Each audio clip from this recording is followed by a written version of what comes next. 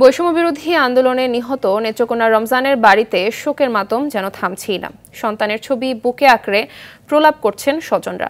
হতদরিদ্র পরিবারে সচ্ছলতা আনতে ঢাকায় এসে চাকরির সুবাদে বিশ্বরোড এলাকায় থাকত রমজান। 19 জুলাই সেখানেই পুলিশের গুলিতে নিহত হয় সে।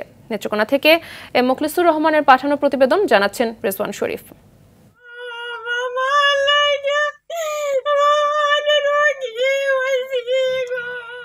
মৃত্যুর প্রায় 1 মাস পরও থামছে না বৈষম্য বিরোধী আন্দোলনে পুলিশের গুলিতে নিহত রমজানের পরিবারে শোকের মাতম।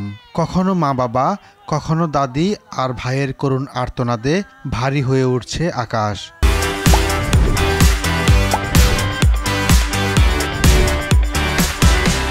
শুধু স্বজনরা নয়, নেত্রকোনার নন্দীপুর গ্রামের সবাই যেন রমজানকে হারিয়ে শোকাহত।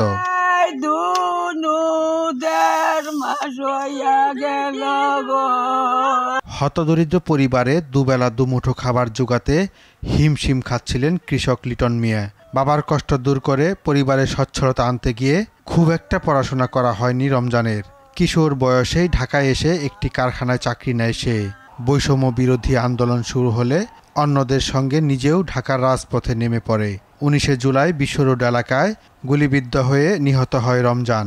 9:30 দিকে গিয়ে লুকেছে উমার লাইন বিশ্বরোডের সাথে বাদে আমরা হের কালু ফোন দিছি। ফোন দিলে আমি কইছি গুলি কই লাগবে, গুলি কই লাগবে, এটা আমি হাসপাতালে নিতেছি, আমি কই যাচ্ছি না। 8 ঘন্টা পরে কইতাছে আমরা সারা মারা গেছে।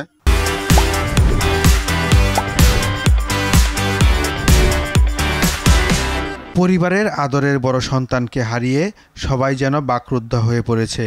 শুরু হয়ে রে বৃহস্পতিবার 8টা বাজে বোঝায়, শুক্রবারে 9:30 বাজে আমার রাস্তা এখনো চোখ বাইসে থাকে যে ভাই আমাদের সাথে একসাথে ঈদ করছি, আমার ভাই নাই, খুব খারাপ লাগে।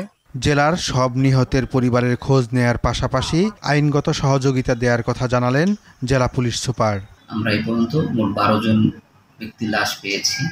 তারা ম্যাক্সিমাম ঢাকার 12 জনের ভিতরে 10 জন ঢাকার ভিতরে এবং 2 জন ঢাকার বাইরে নারায়ণগঞ্জ গাজীপুর রয়েছে। লাশ পেয়েছে, এর ভিতরে আছে 3 জন হচ্ছে ছাত্র এবং বাকিরা শ্রমজীবী মানুষ। পুলিশের তথ্যমতে বৈষম্য বিরোধী আন্দোলনে ছাত্র, শ্রমজীবী ও প্রবাসী সহ জেলার অন্তত 12 জন শহীদ হয়েছে। রেজওয়ান শরীফ, RTV।